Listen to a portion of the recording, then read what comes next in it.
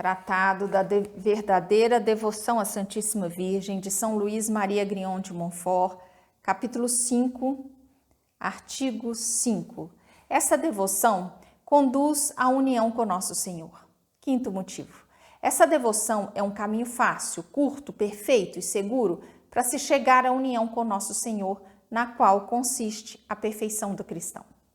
Essa devoção é um caminho fácil. É um caminho fácil, um caminho que Jesus Cristo nos franqueou ao vir a nós e onde não há obstáculo algum para chegar até Ele. Na verdade, pode-se chegar à união divina por outros caminhos, mas haverá sempre muito mais obstáculos que só venceremos dificilmente. Será preciso passar por noites obscuras, por combates e estranhas agonias sobre montanhas escarpadas, sobre espinhos pontiagudos e terríveis desertos. Pelo caminho de Maria, porém, passa-se mais doce e tranquilamente. Na verdade, aí se encontram grandes combates a travar e grandes dificuldades a vencer. Mas essa boa mãe, Senhora, se torna tão próxima e tão presente a seus fiéis servidores para os iluminar em suas trevas, para os esclarecer em suas dúvidas, para os confirmar em seus temores, para os sustentar em seus combates e suas dificuldades, que, na verdade, este caminho virginal para encontrar Jesus é um caminho de rosas e de mel, em vista de outros caminhos. Houve alguns santos, mas em pequeno número, como Santo Efrem, São João Damasceno, São Bernardo, São Bernardino, São Boaventura, São Francisco de Sales, etc., que passaram por este caminho suave para ir a Jesus Cristo, porque o Espírito Santo, fiel esposo de Maria, mostrou-o a eles por uma graça singular. Os outros santos, porém, que são em maior número, ainda que todos eles tivessem a devoção à Santíssima Virgem, não entraram, ou muito pouco, por esta via. Por isso é que eles passaram por provações mais rudes e mais perigosas. De onde vem, pois, de me há algum fiel servidor de Maria, que os servidores fiéis desta boa mãe tenham tantas ocasiões de sofrer, e até mais que os outros que não lhes são tão devotos? São contestados, perseguidos, caluniados, não o suportam ou então caminham nas trevas interiores e por desertos onde não há a menor gota de orvalho celeste. Se essa devoção à Santa Virgem nos torna mais fácil o caminho para Jesus, de onde vem que sejam os mais crucificados? Eu lhe respondo que é bem verdade que os mais fiéis servidores da Santa Virgem, sendo os seus grandes favoritos, recebem delas maiores graças e favores do céu, que são as cruzes. Mas eu sustento que são também estes servidores de Maria, que carregam tais cruzes com mais facilidade, mérito e glória. E aquilo que deteria 1000 vezes a um, outro ou faria cair, não os detém uma só vez e os faz avançar, porque essa boa mãe, toda cheia de graça e da unção do Espírito Santo, confeita no açúcar de sua doçura maternal e na unção do puro amor, todas essas cruzes que ela talha para eles, de tal modo que eles absorvem alegremente como nozes confeitadas, ainda que sejam de fato muito amargas. E eu creio que uma pessoa que deseja ser devota e viver piedosamente em Jesus Cristo, e por consequência sofrer perseguição, e levar todos os dias a sua cruz, jamais carregará grandes cruzes nem as levará alegremente até o fim, sem uma terna devoção à Santa Virgem, que é o doce revestimento das cruzes, tal como ninguém jamais poderá comer sem uma grande violência que não seja durável as nozes verdes, sem serem confeitadas no açúcar. Essa devoção é um caminho curto.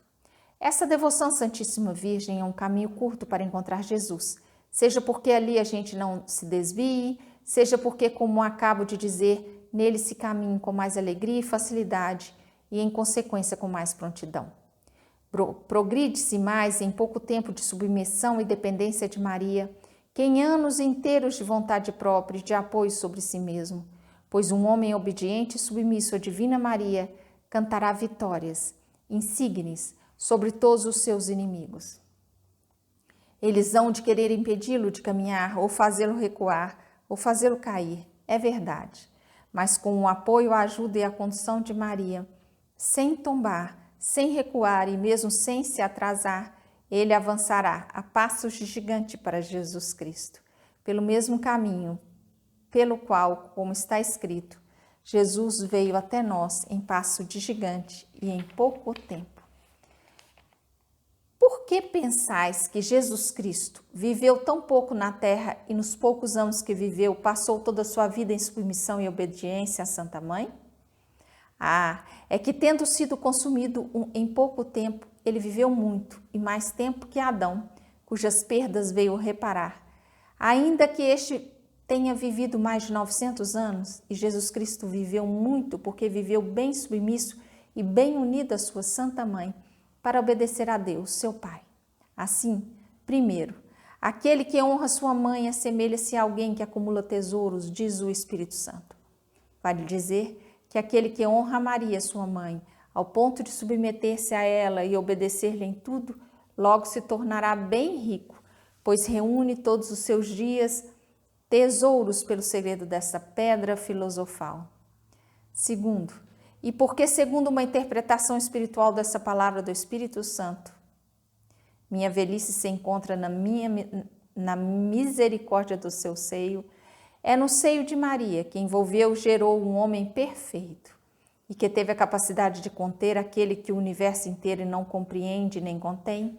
É no seio de Maria, digo, que os jovens se tornam anciãos em luz, em santidade, em experiência e em sabedoria, e ali se atinge, em poucos anos, a plenitude da idade de Jesus Cristo. Essa devoção é um caminho perfeito. Essa prática da devoção à Santíssima Virgem é um caminho perfeito para ir e se unir a Jesus Cristo, pois a Divina Maria é a mais perfeita, a mais santa das puras criaturas, e Jesus Cristo, que veio a nós perfeitamente, não tomou estrada diferente para sua grande e admirável viagem. O Altíssimo, o incompreensível, o inacessível, aquele que é, quis vir até nós, pequenos vermes da terra, que não somos nada. Como isso aconteceu? O Altíssimo desceu até nós de modo perfeito e divino por meio da humilde Maria, sem nada perder de sua divindade e santidade. E é por Maria que os pequeninos devem subir de um modo perfeito e divino até o Altíssimo, sem nenhuma apreensão. O incompreensível deixou-se compreender e conter perfeitamente pela pequena Maria, sem nada perder de sua imensidade. É também pela pequena Maria que devemos deixar-nos conter e conduzir perfeitamente, sem reserva alguma. O inacessível se aproximou, uniu-se de modo estreito, perfeito e mesmo pessoal à nossa humanidade por Maria, sem nada perder de sua majestade. É também por Maria que devemos aproximar-nos de Deus e nos unir à sua majestade de modo perfeito e estreito, sem o temor de ser rejeitado. Enfim, aquele que é quis vir ao que não é, e fazer que aquele que não é se torne Deus ou aquele que é. E ele o fez de modo perfeito ao se doar e submeter inteiramente a jovem Virgem Maria, sem deixar de ser no tempo aquele que é desde toda a eternidade. Igualmente, é por Maria que, ainda que não sejamos nada, podemos tornar-nos semelhantes a Deus pela graça e pela glória, doando-nos a ela perfeita e inteiramente, para que não sejamos nada em nós mesmos, mas tudo nela, sem medo de nos enganar. Alguém me trace um caminho novo para ir a Jesus Cristo e que este caminho seja pavimentado com todos os méritos dos bem-aventurados, ornado de todas as suas virtudes heróicas, iluminado e embelezado por todas as luzes e beleza dos anjos, e que os santos ali estejam para conduzir, defender e sustentar aqueles e aquelas que ali queiram caminhar. Em verdade, afirmo ousadamente, e digo a verdade que se de preferência este caminho, que seria tão perfeito, eu tomaria a via imaculada de Maria. Via o caminho sem mancha alguma, sem mácula, sem pecado original, nem atual, sem sombras nem trevas. E se o meu amável Jesus, em sua glória, vem uma segunda vez sobre a terra, como é certo, para lhe reinar, ele não escolherá outra via para sua viagem a não ser a Divina Maria, pelo qual ele veio, de modo tão seguro e perfeito na primeira vez. A diferença que haverá entre sua primeira e sua segunda vinda é que a primeira foi secreta e escondida, e a segunda será gloriosa e resplandecente, mas ambas perfeitas, porque nas duas vezes será por Maria. Ah, eis aqui um mistério que não se compreende. Essa devoção é um caminho seguro. Essa devoção à Santíssima Virgem é um caminho seguro para ir a Jesus Cristo e adquirir a perfeição ao nos unirmos a Ele. Porque essa prática que ensino não é nova, ela é tão antiga que, como diz M. Bowden, morto recentemente em Odor de Santidade, em um livro que ele fez sobre essa devoção, não é possível precisar seus inícios. Entretanto, é certo que se encontram sinais dela na Igreja há mais de 700 anos. Santo Odilon, abade Cluny, que viveu por volta do ano 1040, foi um dos primeiros que a praticaram publicamente na França, como está registrado em sua vida. O cardeal Pedro Damião, declarado doutor da Igreja por Leão XII, relata que no ano de 1016, o bem-aventurado Marinho, seu irmão, fez-se escravo da Santíssima Virgem. Em presença de seu diretor, de modo bem edificante, ele pôs a corda no pescoço, adotou a disciplina e pôs sobre o altar uma soma em dinheiro como sinal do seu devotamento e consagração à Virgem Santa, no que permaneceu tão fiel por toda a sua vida, de modo a merecer que em sua morte fosse visitado e consolado por sua boa senhora e recebesse de sua boca as promessas do paraíso em recompensa a seus serviços. Cesário Bolando faz menção de um ilustre cavaleiro, Valtier de Birbach, parente próximo dos duques de Lovaina, que por volta do ano 1300 fez essa consagração de si mesmo à Santíssima Virgem. Essa devoção foi praticada por muitos fiéis, em particular até o século XVII, quando ela se tornou pública. O padre Simão de Royas, da Ordem da Trindade, conhecida como da Redenção dos Cativos, pregador do rei Filipe III, divulgou essa devoção por toda a Espanha em 1611 e a Alemanha, e por intermédio de Filipe III obteve do Papa Gregório XV grandes indulgências para aqueles que a praticassem. O reverendo padre de Los Rios, da Ordem de Santo Agostinho, dedicou-se com seu amigo íntimo, padre de Royas, a divulgar essa devoção por suas palavras e seus escritos na Espanha e na Alemanha. Ele compôs um grosso volume titulado Hierarquia Mariana, no qual trata, com tanta piedade quanto erudição, da antiguidade, da excelência e da solidez dessa devoção. Os reverendos padres teatinos, no século passado, implantaram essa devoção na Itália, na Sicília e na Sabóia.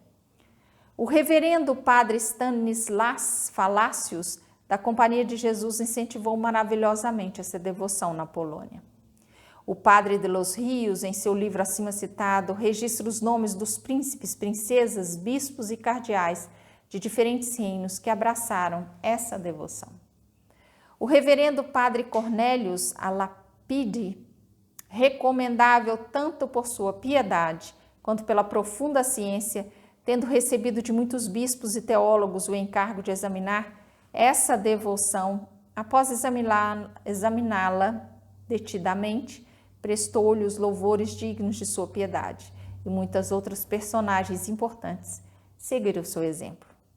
Os reverendos padres jesuítas, sempre zelosos no serviço da Santíssima Virgem, apresentaram em nome dos congregados de Colônia um pequeno tratado dessa devoção ao duque Ferdinando da Baviera, então arcebispo de Colônia, que lhe deu sua aprovação e a permissão para ser impressa, exortando todos os párocos e religiosos de sua diocese a estimular o quanto pudessem essa sólida devoção. O cardeal de Berulli, cuja memória é abençoada por toda a França, foi um dos mais zelosos a estender pela França essa devoção, apesar de todas as calúnias e perseguições que lhe fizeram os críticos e libertinos. Acusaram-no de novidade e superstição.